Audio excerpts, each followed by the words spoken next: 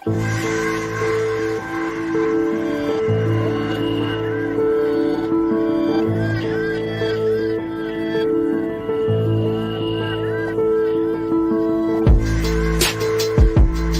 started making names right away, and I loved it. I was robbing drug dealers, taking their gold right off their neck, and the shit we did, who's gonna call the police on you?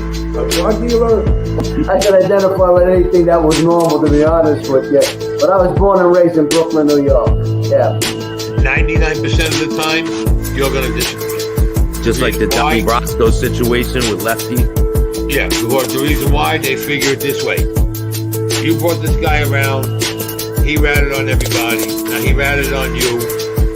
You might turn around and join him and rat on us, so we get rid of you. There's no connection between there and there, and they get rid of you.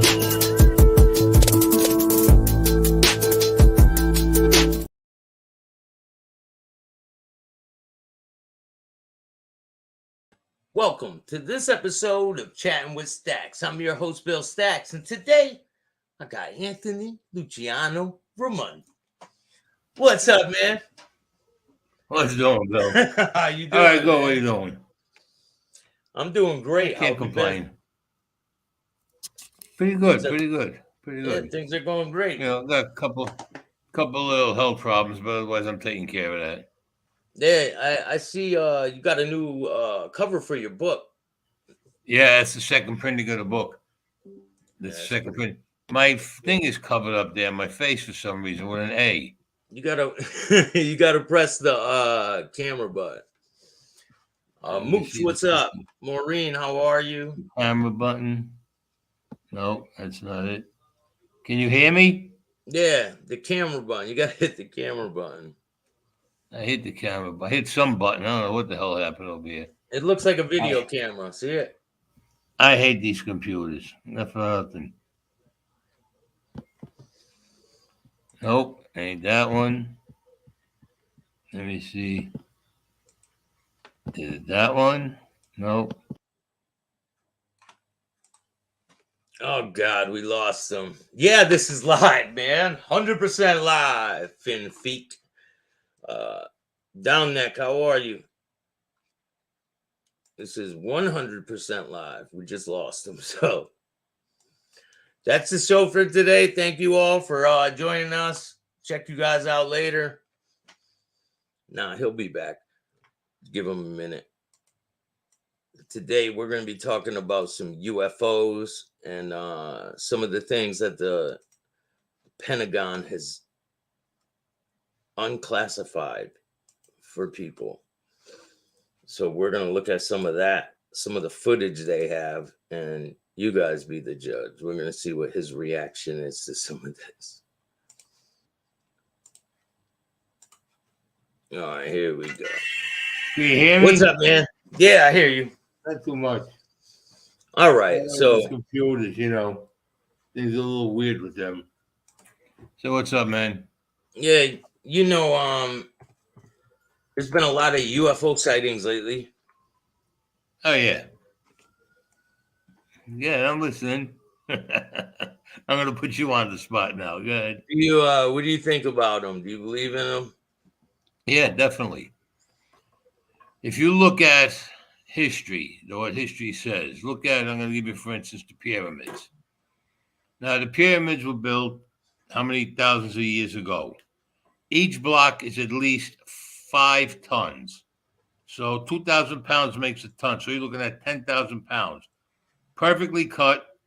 And how they drag them across the desert. Now, if you follow history and read up about it, the pyramids, there's no mortar in between them, no cement, no concrete, nothing. They were just well placed on top of one another. Now, when the archaeologists went into tombs, whether it was a pharaoh or one of the high priests or whoever it was, they had drawings in there of what we call today sightings of spaceships. Now, you're going back how many thousands of years ago? And the description that they're given of them is descriptions that some people seen. Now, you got to remember one thing. If you're going to go back that far, okay, now think about it. If you're going to go back that far, how do we have the knowledge? Now, follow what I'm going to say. of making you get a little tiny pill, a little bit bigger than a pinhead, and it's a blood thinner. It thins out your blood right away. How do we come up with that knowledge? Somebody just says, "Oh, I'm going to make a pill that can make you thin." No, nothing like that. Or like I says, or with the what they said with the Wright brothers. All of a sudden, the guy got the bug in his head. Oh, I'm going to invent the plane, and this is how it's going to fly. Somebody gave that to us. Whether you want to call him God, whether you want to call him Buddha, whether you want to say it's the Muslim religion, it's whatever religion you want to say it is. I believe that there's two versions. In other words, I believe there's two versions of people. One version created us both, created all of us. But there's another version that, let's say, broke away. So whoever's doing anything bad or wrong or whatever gets connected on that side. Hey, you take over. Huh? Keep going. I'll be right back. And whoever didn't do anything wrong goes on to the other side. Now you look at the Inca Indians, they have pyramids. The Mayans, they have pyramids. All these things didn't come to pass. Somebody from, whether you want to call it another planet, you want to call it God, call it whatever you want or whoever you want, they're the ones who gave us the power and the knowledge to do all this. Like with a car. How did a guy all of a sudden decide, oh, I'm going to invent this thing and I'm going to call it a car? And they invented a combustible engine. The human race is smart, don't get me wrong, but we are not that smart to invent certain things. That we invented the jets to fly. We do heart transplants. We do bypasses. In my opinion, this was given to us from I'll be right back. other beings. Huh? This was given to us from other beings, I would say, from another, I guess you'll call it solar system. Because if you look at the solar system, it's infinite. You know, infinity. That's like a sideways eighth. That's infinity. Always was, always will be, and it never has an ending to it. So this is just some of the little, I guess you would call it, some of the little things that we have been looking at. Then you got to look at it like how we invented the telephone, how we invented the TV. Like I said, my opinion is someone gave this to whoever invented it, and they with the premises, we give you this knowledge, you can invent this, but you put it down as you invented it. We did not give it to you. Now, my belief is that when you die, your what do you call it? They call it a spirit. I call it your life force. I call it your life force. That your life force goes back to the people who created you, and you go back and you live in over there because they created you. Now, like I said, think about it. They say it was God. There was God. It was this one. It was that one. You got to take your choice on who you think it was. Let's But check think this about out. it. Yeah, what? Check this video out real quick. Yeah. Cairo, Egypt, April 2018.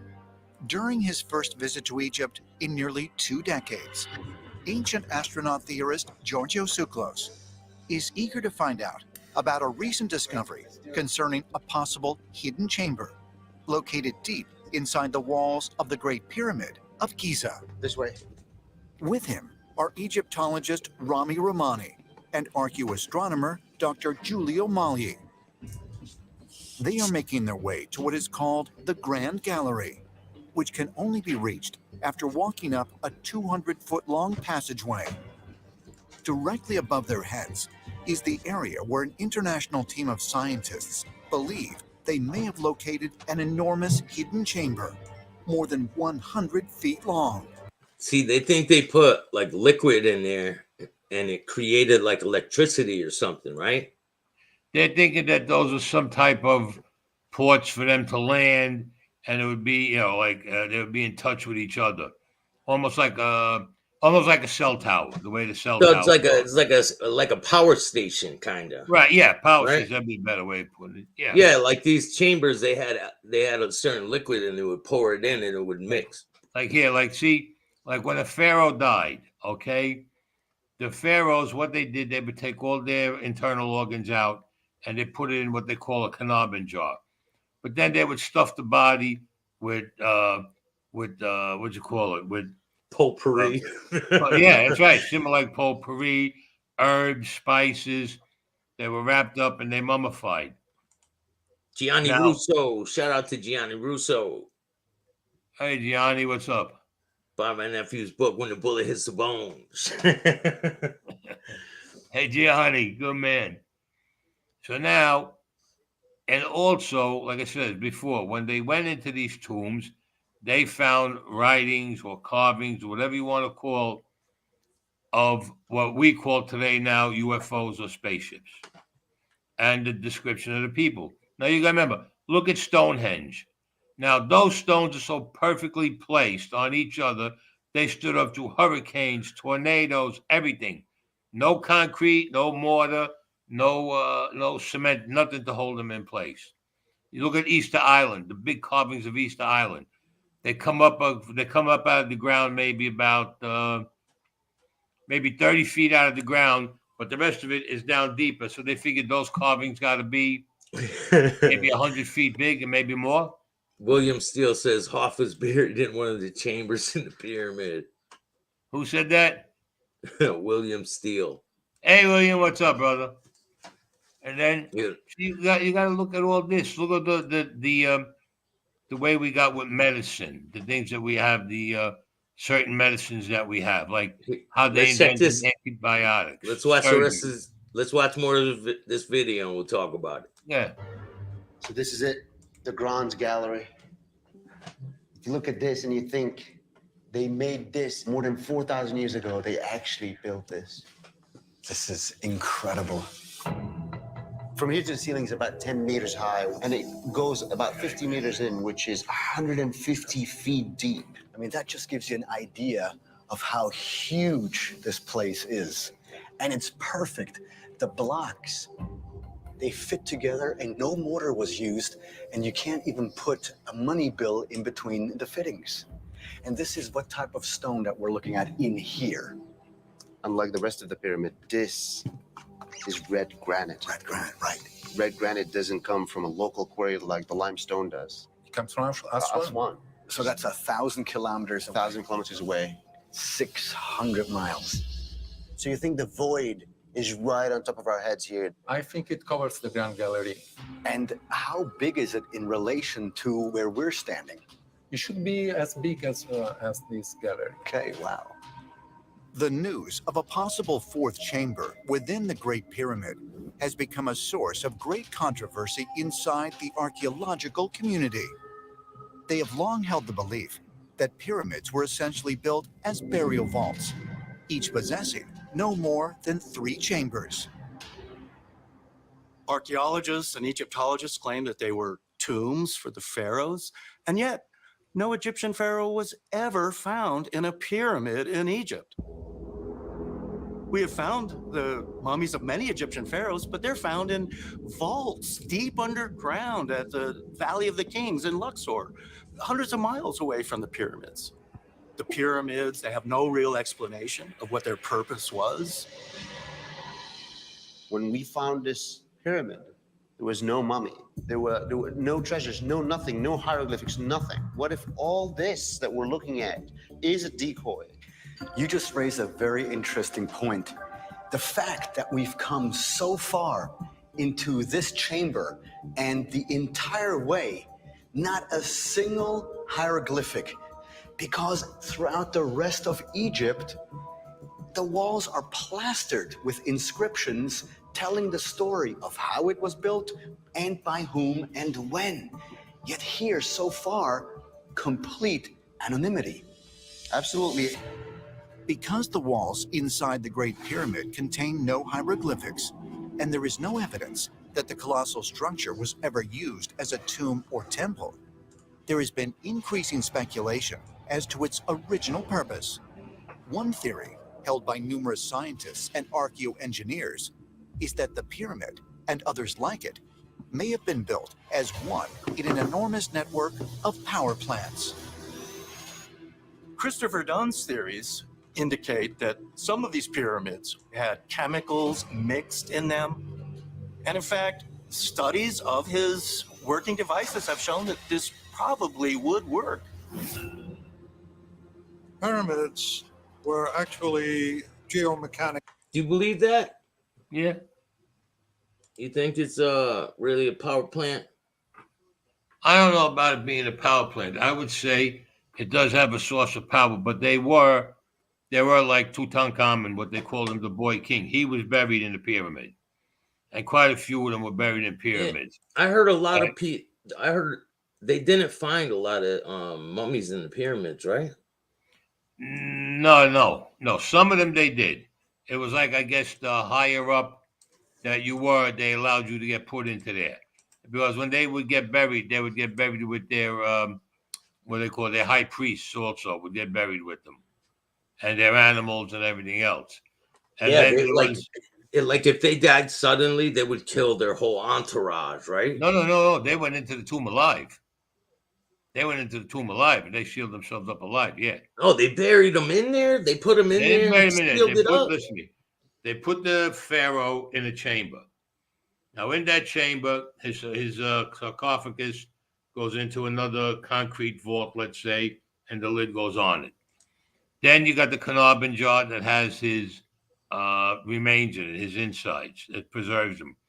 Sometimes they had their pets were also mummified and put in there. The high priests would walk in, stay in there when they sealed the tomb because they knew they were going, quote unquote, they were going to a better place, let's say. And they sacrificed their lives for their pharaoh. But not all the pyramids, you're right, not all the pyramids have it. But now look at the Incas and the Mayans. Their pyramids do not hold people, all right? They're not buried for people. But look at the way they were put together. One stone on top of the other, on top of the other, on top of the other. Again, no concrete, no mortar, no cement, no nothing. Held them together. And they're still trying to figure out, how do you get these stones that weigh 5 tons? How'd you get them across the desert and to build these things? And don't forget, the pyramids weren't going ground level, they went down and then they built them up.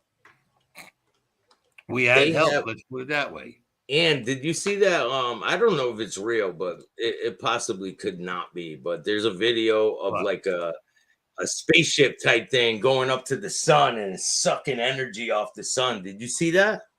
Nah, I don't believe that shit. That I don't believe. Let me You see gotta if I look can at it this find it. way. Listen to me. I found the video. Hold on. I'm gonna show Yeah. you it. I'm gonna tell you. I'm gonna show you it, and you tell me if you think it's real or not. How is your cancer? Someone asked. Coming along. I got a couple of more treatments to go.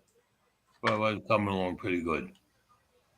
I want to give a shout out to Katrina Michio. She's fighting cancer at the moment too, and Hey Katrina, hope you she's get a better, kid. very strong woman, and this is the second time she's had it, and she's battling it right now. Yeah. So watch this crazy.